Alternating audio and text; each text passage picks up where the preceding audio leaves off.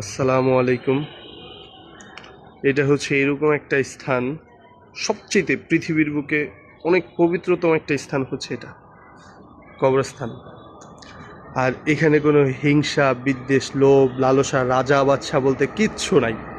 সব হচ্ছে মাটির সাথে মিশে গেছে।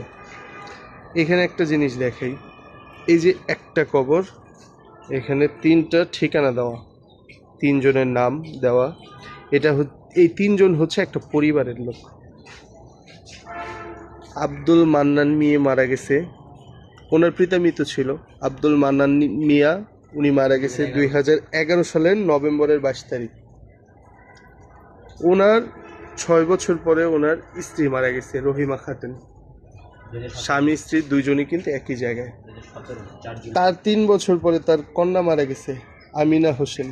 পিতা আব্দুল মান্নান মিয়া, আব্দুল মান্নান মিয়া, স্বামী মৃত আব্দুল মান্নান মিয়া।